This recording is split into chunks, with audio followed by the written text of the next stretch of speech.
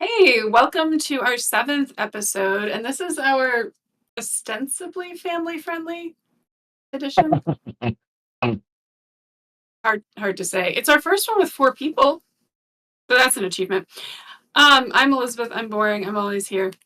Um, but I'm a professor at Virginia Tech doing musicology and disability studies and bossing the OTG people around. Special guest, do you want to say your name?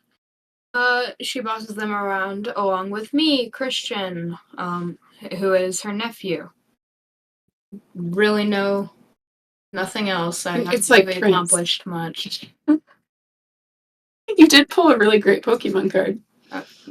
One thing. One thing. In my life. Okay, well, so with our very unaccomplished guest, having introduced himself, we'll go on to Chris. Say hi, Chris.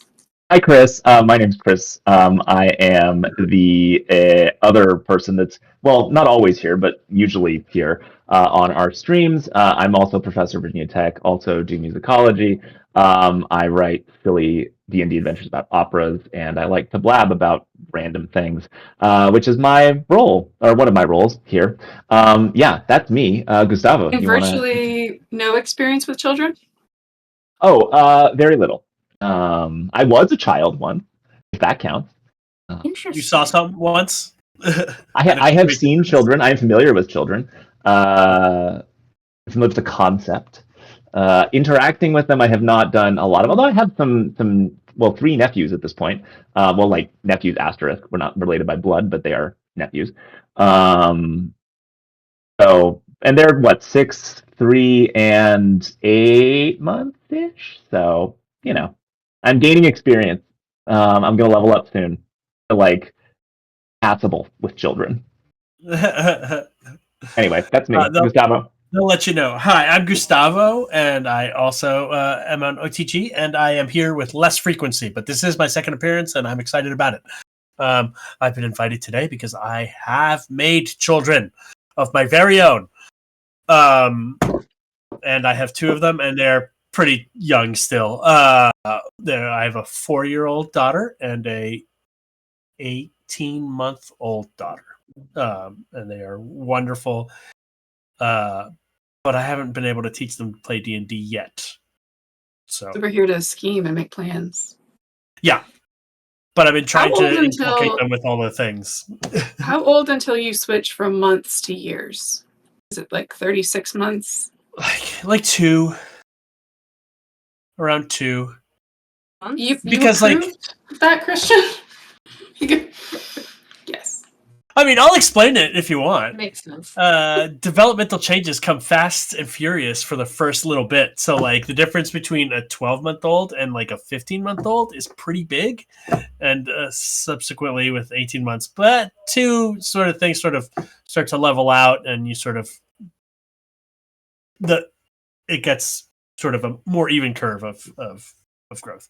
But, like, yeah, like, my youngest was like barely walking 3 months ago, or no, not 6 months ago, and now she's like talking a little bit and like has like, I don't know, 50 words and runs and climbs and has opinions about stuff. Like, I tried to put on her shoes, and like 2 months ago she didn't care what shoes were.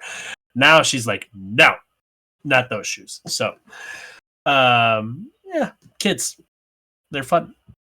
Makes a lot of sense. I have 11 nieces and nephews. Oh my gosh, that is so many. Yeah, Wow. So the oldest are learning to drive now. And I think the youngest, you still have one that's not in kindergarten yet? Yeah, I think so. Yeah. So they're spread out geographically, age-wise. It is wild, though, because none of them are the same. I think that's the thing that's most surprising, is how different you all are. You know what? I'm not asking. So let's get into some questions, Christian, before you tell me which of your cousins you think are identical. Pretty basic one here. I don't think I can even begin to try to pronounce the username. So Atlas is going to be very kind to share that. But this is from our D&D, and the question is simple. When is a good age to start playing D&D with my kids? As the title says, I'm just wondering when the earliest time I could have my kids start playing D&D is. My kids are 5, 4, and soon to be newborn at the moment, and I'm excited to play the game with them. This is kind of where you're at, Gustav. Like, you know, Resonates with me. What was the answer? I think like I don't know. Like I already roll dice with Elena sometimes. Like I'm trying to like teach her about like, you know, like this is a thing and we're playing a game and we're rolling a die to see how it lands. I mean, like she doesn't even really know numbers yet, so it's not particularly successful, but you know. I mean, that's the thing. It's like, what is D&D? I will say this was posted about a year ago. Most of the responses were recommending that you do something other than D&D 5e. Yeah. There were a lot of links to right. on the RPG subreddit. There's a wiki for kids, kid RPGs. I mean, don't go there, children. It's about you, not for you. And there were also some that was like suitable for teens, and some where it's like kids as protagonists lists. But there was one person who I think is kind of starting to get at some things. Thinking about the idea that, yeah, like what you're getting at, right? Like, what does it actually even mean to play D&D? What do you think? You've got a lot of little cousins. I think that you can start playing D&D with somebody who knows a lot about what they're doing at like around like 5, but to actually understand, you know, what D&D is and stuff, I'd say like 7 or 8, maybe. When did you start playing? I started playing later than that. I was like 10, maybe. And you were playing with a bunch of older kids. You were Yeah. the youngest in that group. I was. Very common, but Yeah. yeah, it's really simple. Like, if you have somebody who knows what they're doing, I feel like. Oh, here we go. Here's somebody that said in the replies that said they started playing with their 3-year-old. Says, I play D&D, and this is Metal Ed. I play D&D with my 3-year-old and wife. He loves it. I guess the wife doesn't. Basically, I take a battle map, give him a mini to represent him, one of each of us, and put other minis on the maps and let him decide what he wants to do. Go talk to this frog, run away from that ogre, etc. Is role-playing in the most basic form, make-believe and storytelling. I try to present him with problems. The ogre says, I'm so mad because I'm so hungry, and then let him try to solve them. He's responded with that one with run away, or give him some food, or take him to the kitchen, or blow him away like Big Bad Wolf style, because he's a bit young to be hitting people with a sword. So his aggressive response is to blow you away with wind.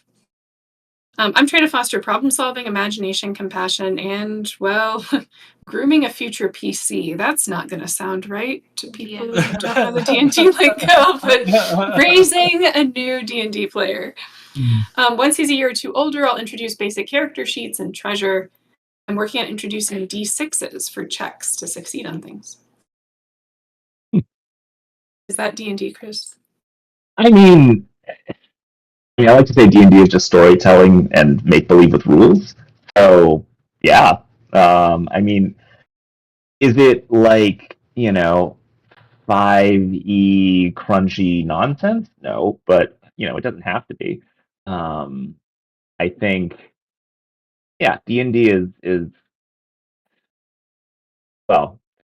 I don't know if we have to get this philosophical about it, but you can think about it, right? It's like D&D is a concept. I mean, or at that point, I guess we're talking about TTRPGs, but like, you can tell stories with dice. Like that's a thing you can do. There's lots of different systems that let you do that. D&D is one of them. So yeah, I mean, I think that's fine. And in terms of There's age, I mean, even yeah, like non-dice, right? Like any randomizing agent. sure. Yeah. Yeah, I mean, you could. I think obviously, you want to tune the content to what's appropriate. I have no idea how to do that. Or rather, I even know how to do it. I'm not good at doing it. In part because I pick stories that are hard to tell You played without the gory appropriate? bit sometimes. Well, I mean, La Llorona is not exactly the most kid appropriate folklore out there. Partially because it involves some This is paintercide. a kid that's like, I can play The Witcher 3, I play Red Dead Redemption, I play The Last of Us, and I'm like, you're not playing The Witcher 3, not without supervision. I mean, I don't know, man. Kids see crazy stuff in the world. I think people have been telling the story of La Llorona to small children for That's a good point. That's a ever. good I was thinking about El Cucuy, but we don't have to go down that rabbit hole. Yeah, and like, yeah, like we used to tell people, and like there's just, I mean, nowadays there's a lot more gentle parenting in the world, which I think is good ultimately. But like I remember growing up and being told that like if I didn't behave, people would come and take me away. And like this was a common refrain for many years. So, I mean, was that an actual, generations. like, El Cucuy kind of thing? Like the boogeyman type of... No, this was more like, traveling circus performers will take me away. And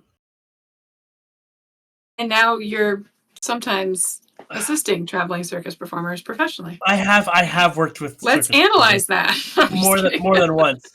But I think getting back to Chris's question, which is where he said he didn't want to get into the weeds about it. I think like getting into the weeds about it is why we're here. Indeed. And I think that I think at a very basic form, it's about telling stories together. And like I think at least when I'm doing it today, I'm using D&D as a very catch-all term for like this sort of activity of shared storytelling. Nothing we're doing involves needing any royalties paid to Wizards of the Coast. Yeah, like we're not even Hasbro's gonna be okay if they don't get anything out of this today. What's the most like questionable scenario you've been in as a kid playing D&D? Like, and I'm putting myself on blast here because I don't know if you played for anybody but me. We haven't. I don't really think we've ever really been in a questionable scenario because, I mean, you were always pretty good at like keeping it family friendly because I was like 10. I once found some crates that were trapped with hallucinogenics. But the way we told that was very, very different. But they did get confused and think they were animals, and they were like acting like they were animals, but they weren't. And that was pretty wild because one of them was like, what the druid actually turned into an elephant, I think, and then almost trampled. Because it was one of those things where it's like, well, if the druid thinks it's an elephant, wouldn't the druid turn into an elephant? If it had that capacity. I mean, I don't see why not. I think you were just trying to have fun. We were having fun. You rolled for it, and that's just where the dice went. But I don't know if we had a whole lot of questionable scenarios. Granted, like you watch Avatar, you back then even younger, you were watching Avatar: The Last Airbender. I feel like that's not that. No, but there are. I'm just thinking, like on that show, there are incredibly mature themes. I mean, they're talking about war and the morality of I feel like there are better eating meat, and if it's okay to kill an evil person who's evil, or if you have to hold on to your values of nonviolence. And we watched Korra, and you're like, I finally understand how totalitarian systems work, and I'm like, you're 9. So I think there is something where kids can handle more than we think, but I don't know how you would tell me if we were doing something that... Probably call you. That is true. I'd be sitting there DMing the group and you'd just call me on my cell phone. Yeah. You were good at advocating for yourself, especially when the other players were annoying. It's interesting because I think kids are almost closer to the heart of D&D than a lot of adults. Like, we've been censoring these parts of our brains. So DMing for children will make you fearless when it comes to DMing for an adult. Like, they cannot mess with you more than the kids, because you'll show up with this very clear railroad and they're like, no, I want to go out into the forest and I want to try to catch a squirrel because I want a squirrel to be a pet. That actually happened. Yeah. And like half the party had encountered a trap and were dying, and the other half was like trying to catch pets. We're trying to catch another. And at one point, Yeah, the ranger had like a really good perception check or something and heard like y'all screaming that you were in pain, and they didn't care. So I think, yeah, there's definitely Really a team player. yeah, real good team player there. But there's something interesting about that where I think you just have to be tuned in, which also adjusts what you think the DM is. Because the DM is not just autonomously kind of running whatever comes up after what they've built. Like you have to be a lot more responsive and you have to be paying a lot more attention. Even something simple like violence against animals. Like beasts are really common for early D&D play. Not everybody in the party is going to want to kill the wolf. And yet I chased after. Yeah. That was kind of a weird session. That was a weird session.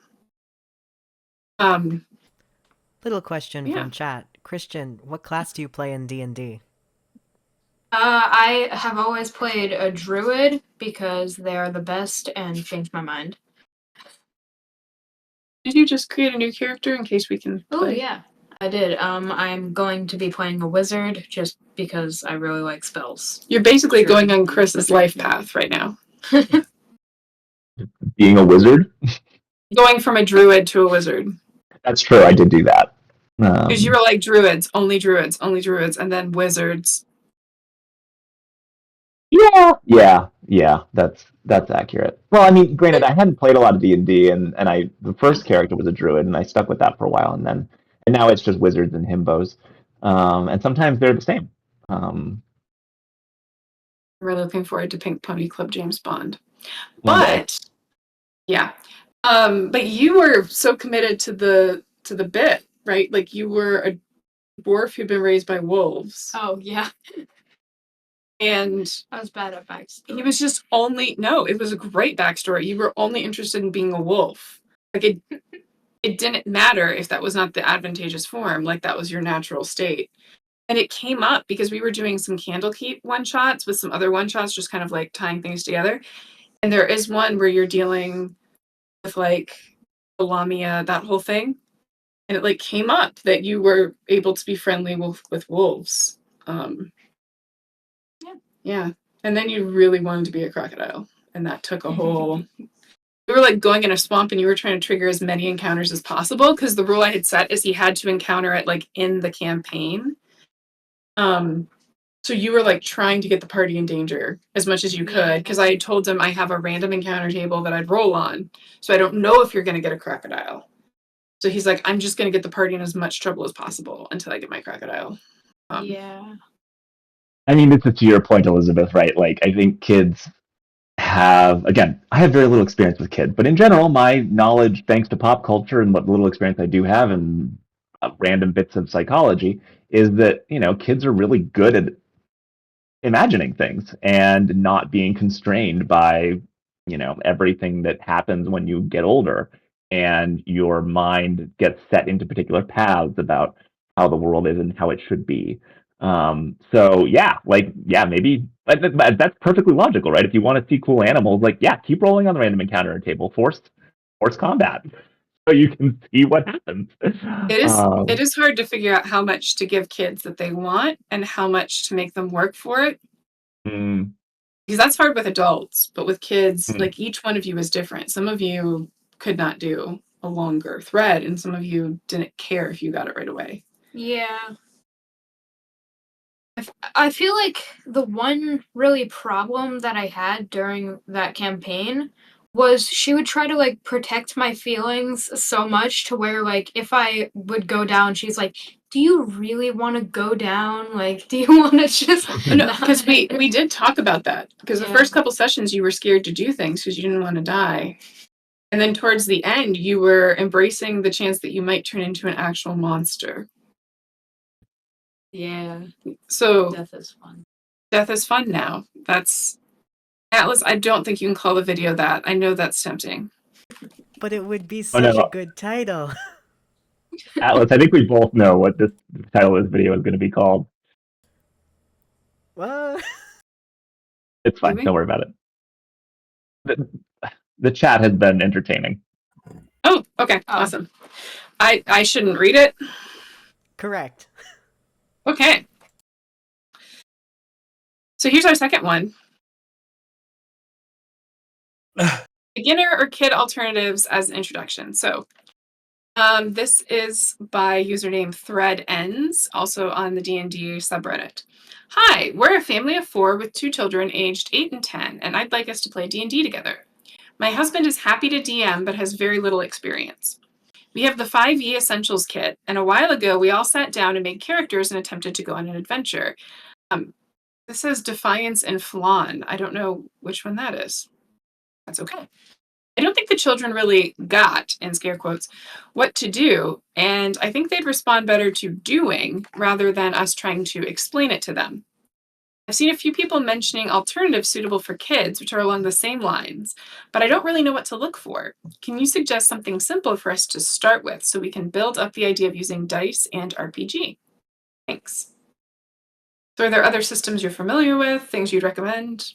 Especially if you are less comfortable just like making up and bending rules yourself. And this is children 8 to 10, so they're probably paying attention to the rules and will be upset if they're being treated differently. Because that is a whole other thing we didn't get into, is like when you have a large age range, you have to treat them differently, but they don't want to be treated differently. Yeah, but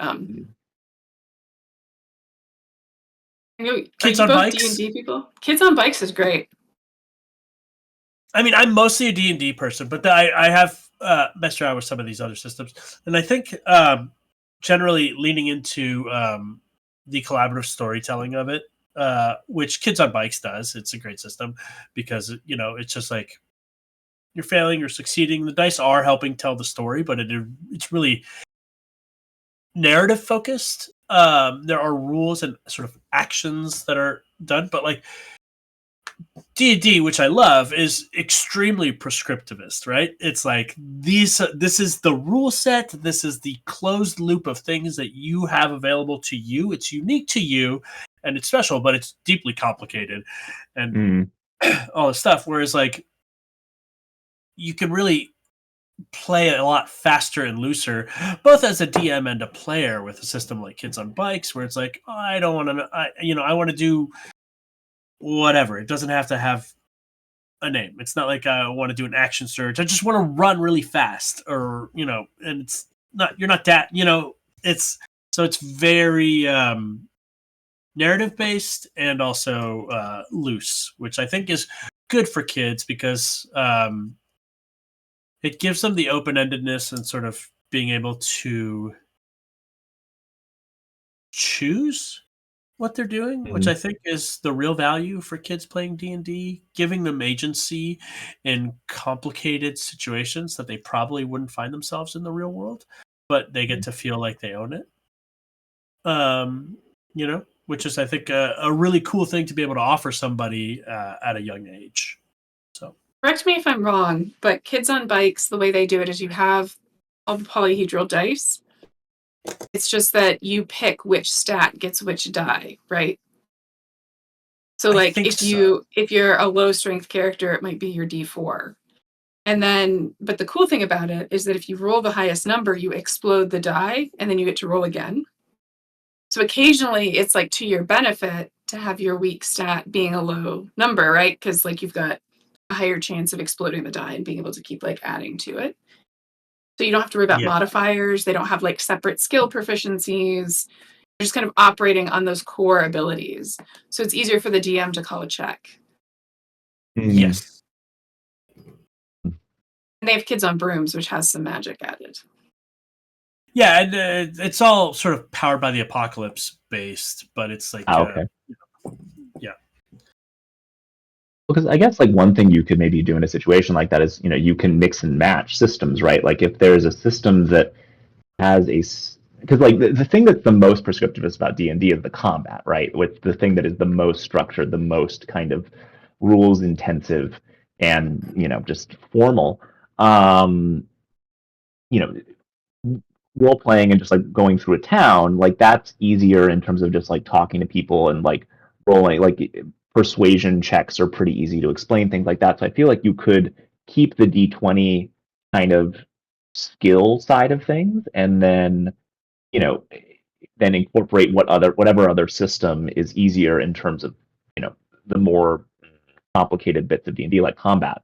Granted, I don't know other systems basically at all. I've read a little bit of PBTA stuff, but I'm basic like that. So that's what I've got to add. Well, it's funny you mentioned that because I ran the Avatar: The Last Airbender, which TTRPG, which is powered by the Apocalypse, with Uncle Matt's kids, including Iris, one of the younger ones. And it's incredibly complicated at like a metaphysical level because you're trying to balance different attributes of your character. And in a lot of cases, if you want to do something, you do that thing. And then you figure out the consequences. You're not really like rolling dice quite as frequently or quite as much. And it was very counterintuitive for young kids because they needed to do something with their hands. So I do think, weirdly enough, like having physical props can be really helpful. And also letting them get up and move around. Should I tell them what happened on Saturday with Hannah? Oh, yeah. Okay, so I wake up and my little niece, she's first grade-ish, she insists that I'm going to teach her D&D today. No one else wants to play D&D. I had no warning, but this is going to happen. And she is probably one of the most determined humans I've ever met. This is going to serve her so well in adulthood as long as her parents survive the childhood. But this was her goal. I'm going to cough a bunch. Why do you smell that bad, Christian? Like I can't even breathe. Yeah, that's what I thought. So what I did was I grabbed this map I had laying around from Vecna Prep. Improvised something where they're arriving in a building that doesn't have, they're supposed to be meeting some wizards and it seems to be empty. And got out a couple little Pokemon toys that are like this big. They're actually knockoff Pokemon toys that came in bath bombs or something that one of you got me. Anyway, so they got the little Pokemon. She can kind of go around the map and explore. She's rolling the D20. She doesn't understand the character sheet. The math, it's often simple integers, so she can do it if she's like holding still long enough to do it. She finds at one point two things in a room. She hears like some scritching, kind of scratching coming from behind a sofa, and she can smell cookies from behind a door. So she wants to go see the scritching, finds that it's a rat, and decides that the most logical thing to do is to try to knock it out because Pokemon is her point of reference. So she tries to knock out a rat with a battle axe. Don't overthink it. Don't overthink it. She misses. It misses. She was a paladin, so like the bite, I'm like, you can't get through your armor. Your armor's just too strong. She hits it. She knocks it out. Great. She goes and finds like the baker hiding with a bunch of cookies in a room and learns that this dragon had come. And, the wizards just teleported away and left all the servants alone to deal with it. So she's having these interesting thoughts about like, that's not fair. Don't they, like, these people take care of the wizards and feed them? They should be taking care of them. I'm like, good girl. Maybe you killed the rat indiscriminately, but, we got a lesson there. So then she starts exploring the towers, and when she gets to her room, by now she had like roped her dad into playing, and he's never played before. But yeah, they go up in the tower and they find a bedroom, and her dad's like, don't you want to search it? Don't you want to investigate? Because he's picking up in the lingo, and she's like, no, I want to take a nap, because she can see there's a picture of bed there. So I improvise that there's like a box of treasure underneath the pillow, because I think that's amazing, right? Like encourage the kid to do some stuff. And she finds a necklace with a big ruby on it, and she wants to know if it's magical. So I'm like, sure, it's magical. You put it on, and those crows you were hearing outside, now you can hear them fighting over, who gets the better scrap of food kind of thing. She's like, I can talk to animals now. Her father felt like maybe we did the wrong thing killing the rat, because maybe we could have talked to it. And then I had to try to explain to him that there's not just one right answer, and I'm making this up. She decides, after more investigating, she finds out that an arrogant young wizard summoned this dragon. It's not really the dragon's fault, so she wants to go talk to the dragon with her amulet. And she ends up trying to lie to the baker first. It fails miserably. So then she comes clean and gets a nat 20, as you do at the best possible moments. So she got a cookie jar filled with 100 cookies to feed to the dragon, to be its friend, to lure it out, and then she got to ride around the tower on the dragon. Coolest thing ever. Then when we're driving to a nearby city, she insists she has to ride in my car, just with me, because this is so cool. She is still talking about that dragon. I can't remember if I called you or you called me, Christian, but you got to hear the whole thing from her perspective, which was really interesting. Yeah, probably. And then a few hours later, we're at a game store looking at Pokemon cards, and she comes over to me. She's like, "Aunt Liz, am I still friends with the dragon?" It's like, "Sure, of course you're friends." She's like, "Okay, I want to ask it to eat my dad," because she decided her dad was completely useless on the adventure. So that, my friends, is my experience with introducing D&D to a young child. I don't know if you can learn anything from this. I don't know if it was a success. You didn't tell me that last part of the story before. It happened after she filled you in.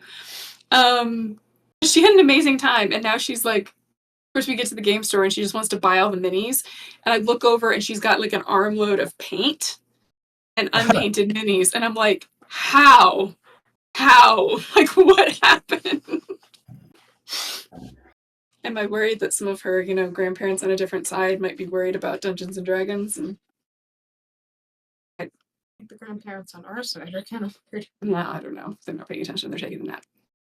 But yeah, it was pretty wild. But I think there is something there, right, where you just gotta pay attention, right? Like maybe the dragon dies when the dragon needs to die, or maybe they solve it differently.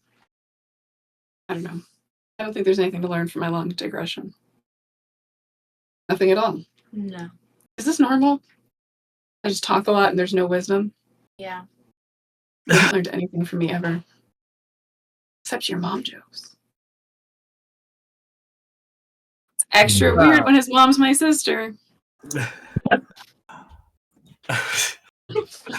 Chat, Wow. Elizabeth, I have to tell you, not to derail things completely, but some of my Brevard students are in the chat.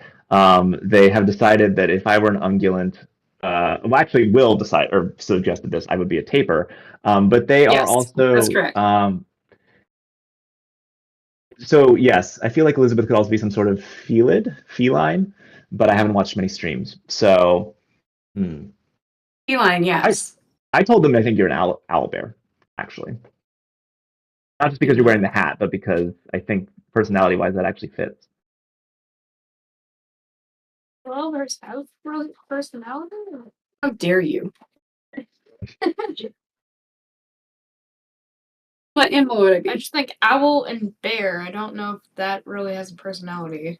And I don't know, weasel. Oh, you're done. Anyway, to return us to our topic of conversation. Did we have a topic? What you were saying was interesting. Like the story, I think, if what wisdom I would draw from that is that it pays to be flexible, and it pays to be, just say yes, right? Just say, okay, yeah, cool. What's next? I think. And I think this works regardless of the age of your players. Rewarding player creativity is always good. It always brings people in, it always makes them more invested. And you never know what people are going to do, especially if they are tiny humans. And so rewarding that kind of spontaneity makes for more fun games. What's the weirdest thing you ever did? In D&D. Yeah. Tried to kidnap another one of the party members and tie them to a tree. Yep. I remember that. Mm-hmm. As a wolf. A wolf. He didn't want to change out of wild shape.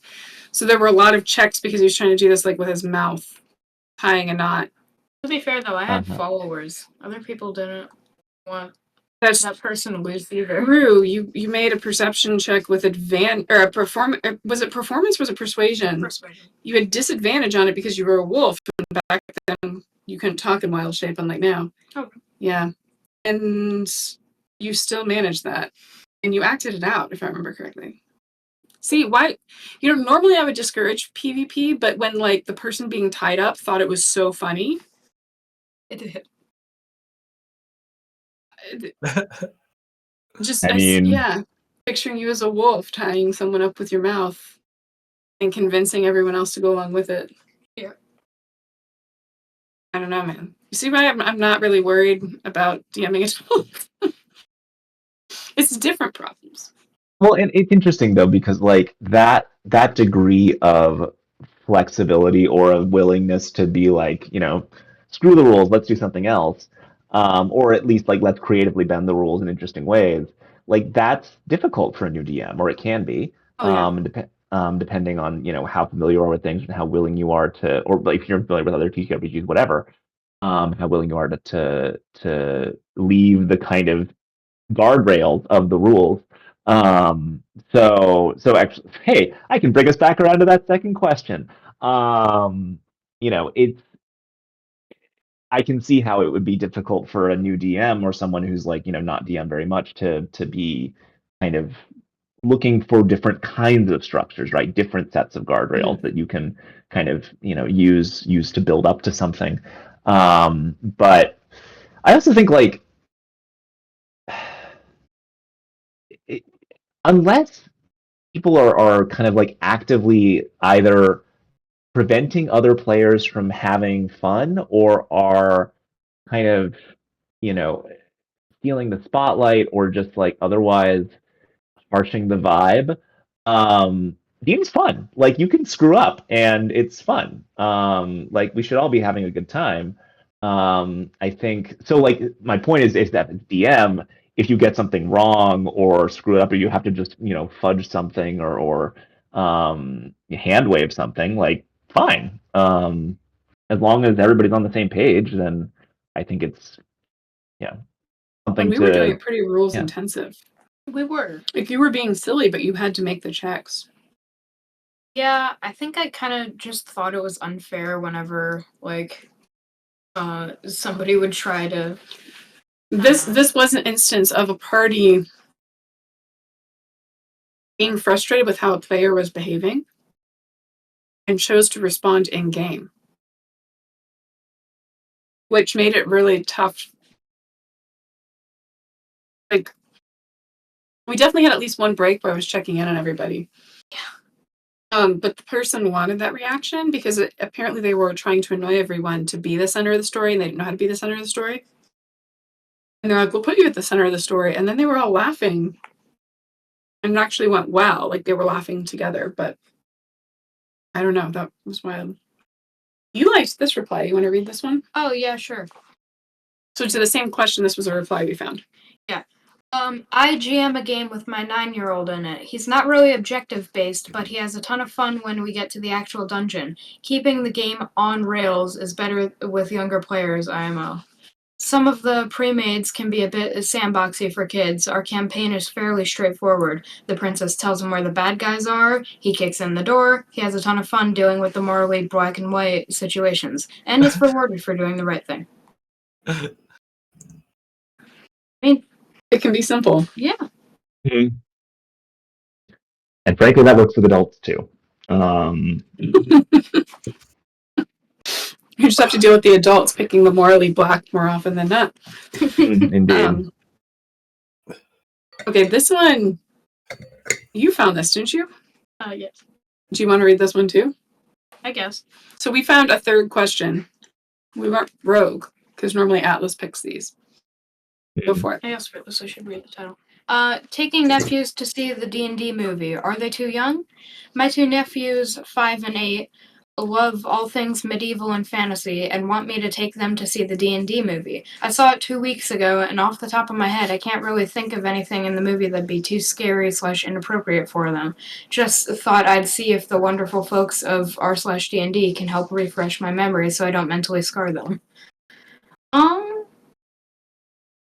I think the 8-year-old one is fine for most scenes. I feel like some would be needed for, I know, like for when they resurrect dead people, or I don't know. I can't really. But what about the think of 5-year-old? much. No, yeah, the how old are 5-year-old these kids? probably not. 5? 5 and 8.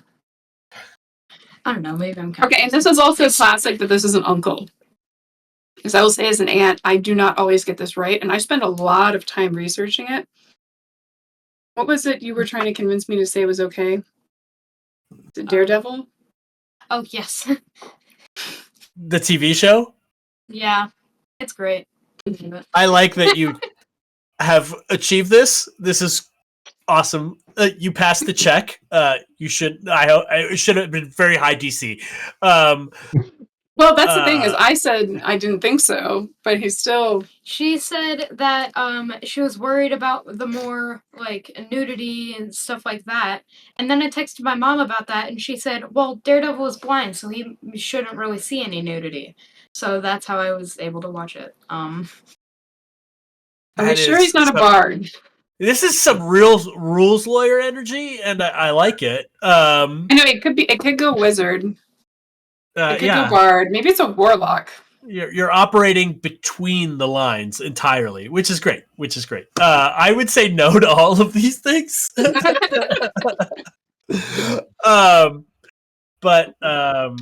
Yeah. Now I think we should play a game of trying to remember everything that happened in the D&D movie, and decide whether it's appropriate for little kids. There was one response, the very first one, or it was sorted by best. So this one got 19 upvotes, which was the most. And it just says it's a PG-13 film. Yeah, I think rightfully so. It's pretty violent. Somebody else goes, "Ape Jedi for hire." If only there was some sort of rating system or something for movies. Yeah, it's pretty violent. There's some dark stuff, like when what's her name, Sophronia or whatever. Or no, it's not that. It's when all the liches kind of turn everybody into undead. Like that could be kind of scary, I imagine. That was pretty scary. And just the concept of a mother dying, because it's not like an off-screen Disney one. It's more direct. I mean, like, I would say that most Disney movies are pretty traumatic. You know what? I will say that every Disney movie is pretty traumatic. My daughter loves Moana. Did you hear him? He just goes, "It's part of the charm." It is definitely part of the selling point. But, like, so we tried to watch. My daughter loves Moana conceptually, has never seen the movie because every time we start it, it gets too scary within the first 5 minutes. And when questioned about it, she could tell you everything that happens in the movie because we've read books about it, we've talked about it. She knows all the story beats, but like she says, I'll watch it when I'm older. And then we recently tried Frozen for the first time, and Frozen opens with a double trauma whammy. Yeah. Of where she almost accidentally kills grievously injures her sister, and then the parents go away on a business trip and never come home. You That's see the first boat go 10 under. minutes of film. I don't know, Chris, if you watch these, but you see the boat go under. It's not even. Yeah. How have I not? You think I haven't seen Frozen? I don't know if you've memorized the way people who are around children a lot do. Well, no. I mean, I remember the big story beats. I do remember that It's like part. every word, every song. I will tell you, we watched the deeply abridged version of Frozen where we skipped both of those things, and then we got to about halfway through where we met the abominable snowman guardian thing, which was too scary, so we skipped to 5 minutes from the end where they were shooting off fireworks. I think that's the D&D maybe strategy, 30 minutes of film. Like, if you're DMing something and the kids are uncomfortable, make a cut. But, I mean, I think what DMing for kids, what I'm hearing a lot from your experience here, which is a lot of, like, it's training for DMing for adults, really. One, you want to foster an atmosphere of trust between the DM and the players so that they know that they're in a safe place to make all the choices they want to make. Two, that you are taking care of them. And if somebody says they don't want to do something, you cut it out of your game. And that's it. And that's okay. And as Chris said before, as long as everybody's having a good time, then you're doing it. That's why everyone's there. I hear what you're saying, where it's like DMing for kids is training for DMing adults. I also think playing D&D as a kid is training for being an adult. Like, there's a lot of dealing with complex situations, both like in the game, but also learning to navigate things with other people who can be annoying, who can be awesome, who might steal your stuff while you're sleeping. I don't even think you knew that happened. You never checked your inventory. But yeah, it has so much really interesting power, I think, for kids. For what it's worth, we found on the side of this something from a subreddit we don't visit often on this show, are preschoolers. Titled, I took my 4-year-old to D&D Honor Among Thieves. I was planning on going alone. My wife wasn't interested. I was just going to go to a quick matinee and be back in time for supper. My 4.5-year-old little girl overheard us talking about it and begged me to go with. She had never been to a theater before, so this was her first time. Her first movie was the D&D movie. Yeah, first movie. She already knows about knights, wizards, and all kinds of fantasy things. Hell, her name is Morgan Le Fay, and then last name, which is a choice, by the way. Yeah. There's a small chance her father is a nerd, but I was fully expecting to call my wife to pick her up halfway through the movie. Wait, you weren't going to leave with her? You were going to make your wife... There's so many choices being made in this story. Gustavo's going to explode. She proudly proclaimed at the end that she wasn't scared at all when I asked her. She was raving about the druid shape-shifting into all the animals. It was a grand adventure I highly recommend. I just wanted to share. It reminded me of when I was 5 or so and my dad took me to Batman 89. And I'm glad I could do something like that with her. Okay, so I was going to say this earlier. We were talking about things that children find scary. I have this in my mind because we at Brevard they just did the play along concert to Jurassic Park. I went and saw Jurassic Park when it was in theaters. I was, I think, 6, 93. No, I was 7, 6 or 7, and I am still freaking terrified of that Dilophosaurus. That was so deeply traumatizing for me. And I also think, though, it's a great movie, but I don't know. I feel like it's kind of like it's a little bit of like rolling the dice, right? A little bit of roulette. If like you're going to take you never know what a kid is going to be scared of. And just because she's saying she's not scared doesn't mean she's not scared and isn't going to have nightmares and not sleep for the next month. I mean, Harrison was traumatized by Jurassic Park. My 16-year-old brother. You did not have to put him on blast. That did not have to happen. I should not have named him. But, you know. It's true, though. Do you want to read that comment? Yes. Because you're just dying. So the top comment on that post that we read is, I'd love to take my kid, but she saw Hugh Grant in the trailer and she refused. Apparently Hugh Grant is mean because of what he did to Paddington. Totally reasonable. I mean, contextuality. Gustavo's got very strong feelings about all of these, and his. Yeah, where were your red flags, Gustavo? Because you were having emotions. I mean, like, I'm not having emotions. It's a PG-13 movie, but like it opens with them falling out the window. To a small child, that's scary. Kidnapped somebody and jumped out the window. I feel like that's scary. Poor Jonathan. The dragon bit was pretty intense. The sure, there's other whole stuff necromancy bit. The whole Wizards of Fate and like thing was like really intense. An adult that you trust and is taking care of you turning out to be evil and using you is a lot for a kid. And there is something here, Christian. I'm going to put you on blast now. There is this weird range where for some kids they can handle intense things because they're not thinking about the implications, they're not fully understanding it. Do you remember when you watched Guardians of the Galaxy? She brings this up every chance she gets. So I used to watch movies with swear words all the time because for some reason he was a baby and he would fall asleep, so his mom would be holding him. Yeah. And I would like to repeat lines, but only the ones with swear words in them. Yeah, then all of a sudden one day his brain was old enough to retain it.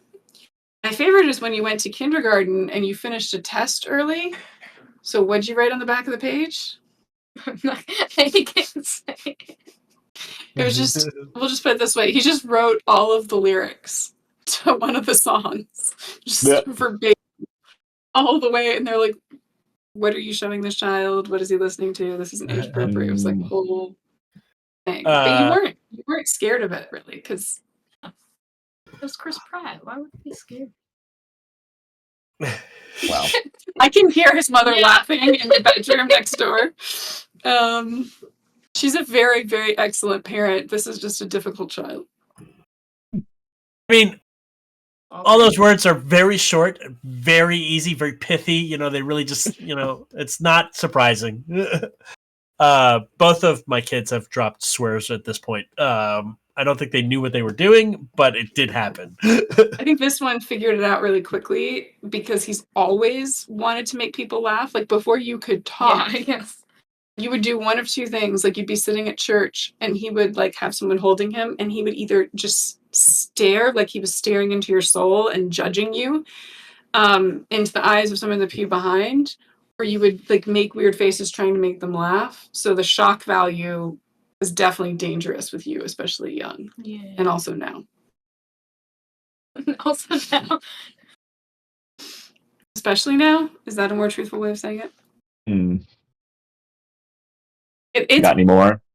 It's quite a movie.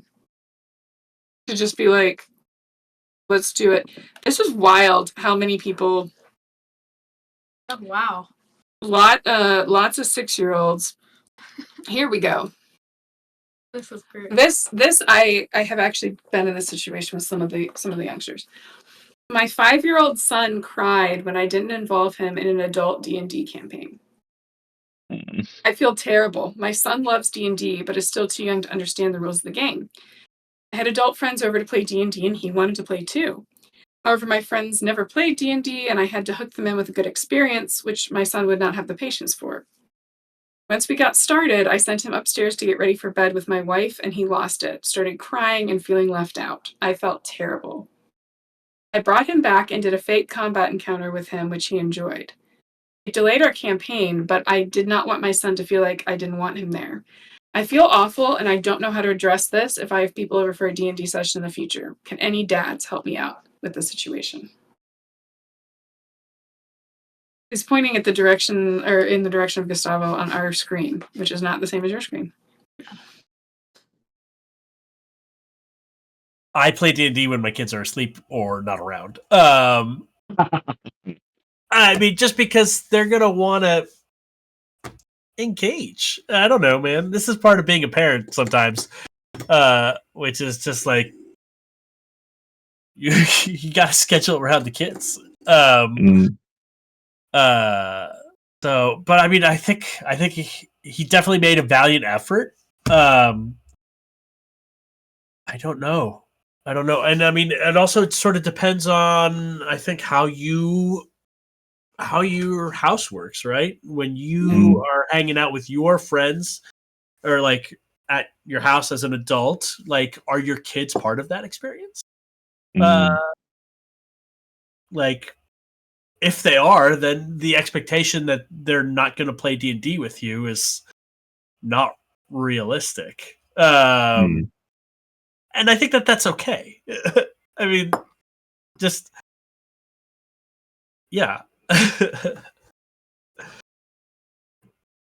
Yeah, that's a tough one. I think, avoid the problem is perhaps makes the most sense. But I mean, I can see that. I think also, to your point, Gustavo, like how, like if the friends know the kid and like are used to hanging out with the kid, then or like I don't know, if the friends also have kids that hang out with the poster's kids, like that would make more sense. But I think still, like that's a tough one. Play D&D while they're asleep. Yeah. You know? Or just embrace the fact that they're going to have to play D&D and your friends are going to have to suck it up. Yep. Like, It's interesting because the comments are kind of divided. Yeah. Half of them are like, kids need to learn boundaries. They should just shut up and go to bed. Kind of that attitude, which is just not terribly realistic. And I think isn't really treating kids like human beings, right? Like, we tend to treat kids as if being a kid is easy, when instead they're having just as strong of emotions as adults, but they have less agency and control over the situation and less learned coping mechanisms, but also like brain development to handle and process those strong emotions. Like, it is hard to be a kid. Am I wrong? No. Especially when you have an aunt like me.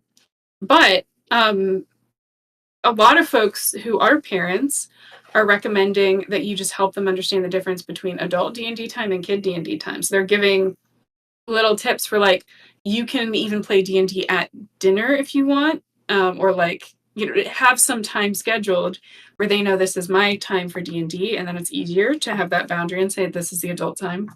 Someone mentioned just remind them that adult D&D is mostly talking and boring, which I think is probably accurate. I mean, tell them that a lot of it is math, I feel like. Chris, I love this one person that says both of his kids, which are now 9 and 7, have been playing D&D since age 5. He has a simplified character sheet, no specific skills, so no stealth checks, only dex, and they get proficiency in 2 ability scores. That's exactly what I was pitching, wasn't it? Yeah, Sorry, that's exactly just like what you were pitching. Note that Yeah. we need to pursue that. Those of you in the chat, we've been trying to think of ways to have like integrated D&D play, whether you're talking about kids or people that for whatever reason, like, just making the rules as written more accessible still isn't going to be accessible enough. And if it's possible to, for example, have someone at the table who is playing off of a different character sheet than other people, but keep it a unified experience. And this was one of the ideas we kicked around. Mm-hmm. But yeah, I love this one. So what I'm about to say may make me sound like a Grinch, but I've worked with kids 5 to 12 years old for 12 plus years, and I'm a high school teacher now. Not everything should revolve around your kids. It's okay for you to have time to play games with your adult friends without your kid being a part of it. And I understand that kids are the most important thing in your life. I wouldn't include them in the actual game, as others might suggest, because other people might be uncomfortable or they might be exposed to things that aren't essential. But he mentions one of the dads at his table had a similar situation. He just bought his kids some figurines and dice, and they played D&D before bedtime. Like, they just had their own version. That seems to be a lot of the consensus on we that. had a comment in the chat that was, plan a kid campaign another time. So, I love it. I want Will to run a kid campaign. Yeah. I don't think this one's worth reading. It just makes me happy looking at the short one. Just found out my son is in a D&D campaign, and I couldn't be prouder. I just found out my son is in a D&D campaign with 5 of his friends, and honestly, it's one of the proudest moments of my life. No. My wife overheard him talking about it with his friends and casually asked, "Are you in a D&D campaign? Your dad used to play those all the time. You should tell him." The moment she told me, I was stoked. I immediately started asking about his character, what class, race, his name, cool backstory. I wanted to know everything. He was so excited to share, and I was just as excited to hear it. I haven't played since before he was born. Life got busy, and I've been focused on raising my 3 amazing kids, so D&D kind of just took a back seat. But somehow, without me ever introducing it to him, he found it on his own, and not only that, he loves it. Hearing him talk about his adventures, his party, and the ridiculous in-game antics they get up to just filled me with so much pride. The game is still alive, thriving even, and the next generation is carrying the torch. I don't know if I'll ever get to roll dice with him and his friends, but just knowing that he's out there telling stories and making memories the way I once did is more than enough. D&D is still here. The magic is still alive, and my kid is a part of it. What more could a parent ask for? That's so Fulsome sweet. content. This is amazing.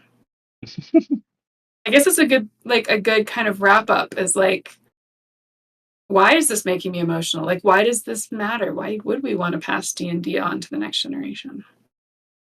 If it's hard, we have to be clever and we have to do all these things. Why? Well, I mean, you don't know why I made you do it. No. You don't know why you begged me to do another campaign? Recently, or? Yeah, recently. Because it's fun. I love it. Yes. And frankly, that's enough. Like, It's enough. We should all be so lucky as to be able to like have time to just like do fun stuff, right? Like, but I also think, if I can put on my professor hat for a second, like D&D and what it represents is about being able to imagine different things. And like that capacity and the capacity to engage with the world around you and extrapolate from there and tell stories and have ideas of new things, new ways of being, new whatever. All of that's really important. And even if like, we're using that or applying that to like, fantasy worlds or whatever, just the act of doing that, the form of imagining something otherwise, right? Like that's important. That's deeply important. So, that by itself. Oh, but that's like, Well, but it was so yeah. beautiful, and yet I definitely caught you about to say ideate. So I just want to I, acknowledge I see I you. know. I know. I Also, because like appreciate in that. my brain, I'm just going prefigurative politics. Yeah.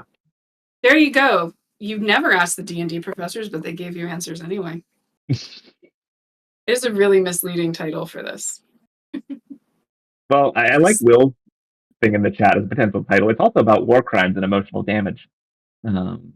I definitely welcomed the vampirates on board. I came up with a system. I thought the system was vaguely ethical-ish, and then I missed the next session, and I have no idea what happened. So that's where I am. Nobody tell me. I want to be surprised. Anyway, to pull it back, Gustavo, why does this matter to you? Or why would you be proud if your daughters came home one day? They were playing D&D? I mean, yeah, I think as I was talking Our about home! before. Oh my gosh! His daughters have not run away from home. You said, would you be proud if your daughters came home one day?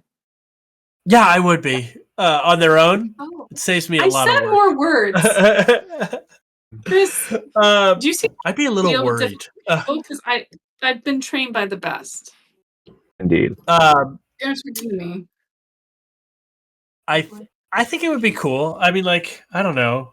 I think that when your kids pick up anything or like somebody that you enjoy, like kids included, but like, when it turns out that you have a shared interest with somebody that you didn't know about, it's kind of an amazing feeling. And I think when it's your kids, like it's probably really gratifying.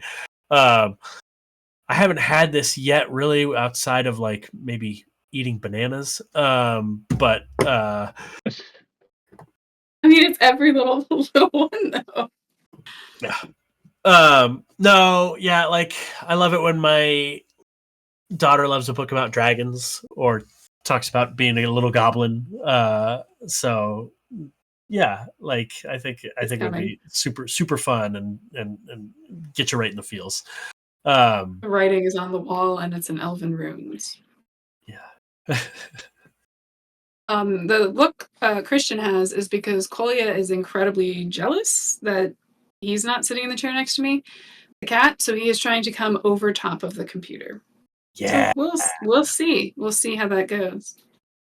But no, I mean that's the thing, right? Is like we're happy when kids we care about are finding anything that is fun for them, that's important for them. I think one of the cool things about D&D is the friendships and the community that it sustains. Because it is like they're creating this whole world and they have this whole other reality. But I can tell part of this is also like he can talk to his son about stuff. Like they're having fun communicating too. And that's so, maybe if you don't, I don't know why you would be here if you don't play D&D. But, if anybody's ever like, help me, my kid is playing the D&D communing with Satan. Okay, okay, I do want to talk about this because this does have to do with kids in D&D. Like the whole satanic panic thing. If nothing else, I just think it's interesting how far things have changed or how much things have changed from like, the early 80s when that was a thing to now. Where D&D, at least, for, millennials at all, like D&D is a practically not trauma. It's about trauma. It's therapy, right? Like it's about exploring identities. Like it's all these things that are I don't know. Like it just strikes me as interesting that culture has both changed tremendously and also not at all. It's when it like comes the to things Daily Tism piece that came out, which is like an autism community onion kind of outlet, where there was a story, and their like local autistic support group turns out to be underground D&D network. It's amazing. It's true in a lot of cases. But there's a couple pieces to this. One is that historically speaking, like there was already satanic panic, and there was one incident of a kid leaving college doing normal young adult weirdness, not coming back immediately, and they decided, like the media sensationalized it and tied it to the fact that he was playing Dungeons and Dragons, and that there's like this one inciting incident, and that's kind of it. So there is this one historical thing, but I think part of why it lingers, I mean, think about this, Chris. Not everybody falls in this, but I think if you had a Venn diagram of people that are scared of their children going to therapy, and a Venn diagram of people, or in another circle was like people who are scared of their children playing D&D, there may be a significant overlap. And I think there is something scary about people finding a community outside of like the circle you've drawn around them, because D&D does let you explore different parts of who you are. Yeah. I mean, I'm waiting for the trans panic to come to D&D. Like this idea that like trans people are experimenting with D&D, mostly because like Atlas, you can weigh in here, but like there's a little bit of truth to that one in a way the satanic one isn't. Like I know a lot of people at first tried out different gender identities at the D&D table, but like that's not how that works. It's that we're creating a space in a community. Because I'm don't let me claim I'm not representing Derek, our lovely friend at Nomnivore Games. I don't want to misrepresent how Derek put this, but I do want to credit him with the good parts of the idea, and just that caveat that anything I mess up is purely Elizabeth. But I remember talking to Derek early on, not knowing if, like, you know, it was going to be a super compatible fit between him and D&D. Now, spoiler alert, he's on the advisory board. Or him and OTG, I should say. Because, you know, I've always been a little bit nervous about using D&D to therapize, to try to fix people. Like that kind of rhetoric, it's very anti-disability studies and disability community. But instead, he was like, no, I don't think therapy is the answer. Like ideally, therapy is helping you do some work to get to the point where you have community, and like sustained community is the answer. So if D&D is community and also part therapy, boy, is it scary. Indeed. Are you bored yet? Yeah. Help me understand D&D. Yeah, we're gonna need you back to respond. We've been poking around Atlas, and we found a lot of amazing Reddit stories. He is being supervised right now. Really supervised. Anything else you want to add, Christian, about why you like D&D? Why should kids play D&D? Why should adults let them? I mean, there's really nothing inherently wrong with the game. Anything like bad that would happen because of like a not great DM or just weird players. Like, yeah, the game is what you bring to it. Yeah. Plus combat. Mouth of babes. Plus combat is cool.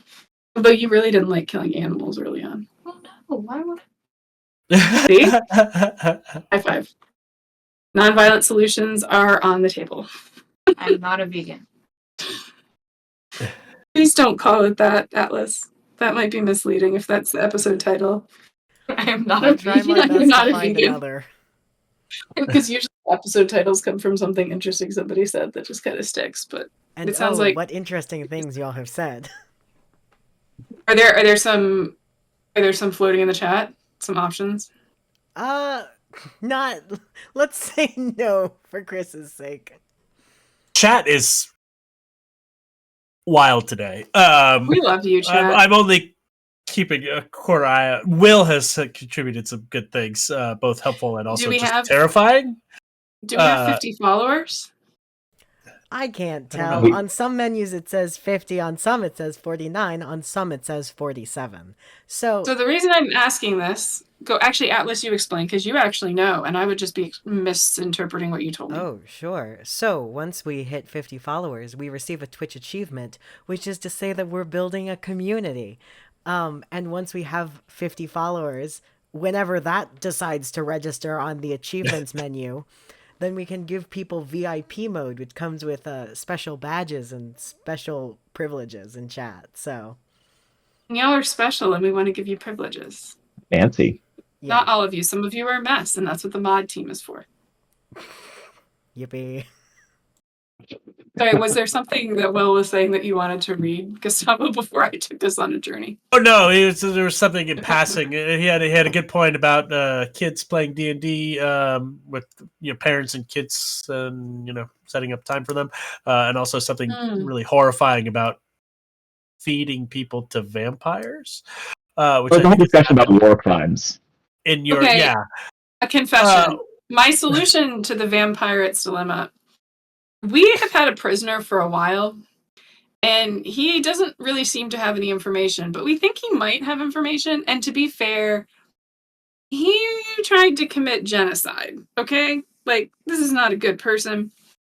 And we were trying to find somebody that a person we trust that could help, and it turns out that she didn't tell us that they were vampire pirates.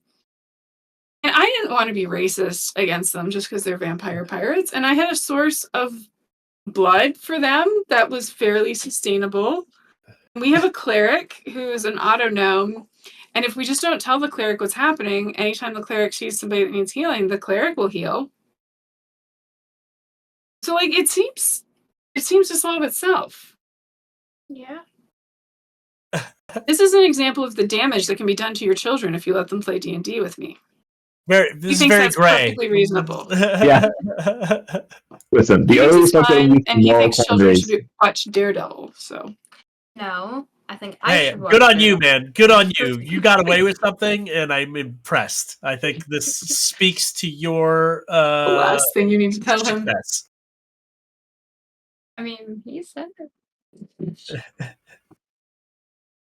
Hey, man, Oh, I love that save show. me. I think it's awesome. Atlas said that I wouldn't like it because it wouldn't be like as good as it used to be for like, what did you say? It was like for people my age or something like that. I think I thought that you wouldn't, like, some of it was very particular to my generation. Like, I didn't think it would resonate with you as much. Yeah. And it was from the Netflix era of Marvel shows. So it was very different than the Disney shows. And I was just buying time. Good attempt, Like a talk to your mother. Liz. Strong work. Strong work. Mm-hmm. Clearly not strong enough. Not strong enough. We do what we can. Any other fun things we should address in chat? Because I, for reference, y'all, once I can do this on campus more regularly, my internet's better, we will try to be a little more interactive. So, like I said, my students have been in the chat, and to my students, I will wear the owlbear hat next time, since Elizabeth did it this time. So. I just live in this. Oh wait, I'm actually not going to be here next week, but week after that. I'll wear the hat next week because I'm notoriously on camera. Indeed. Atlas is wearing Atlas, you're wearing the hat right now. It's a Spider-Man moment. Great minds. Yeah. Cool. We're going to wave and say goodbye now. Thank you, Waving Christian. and saying goodbye.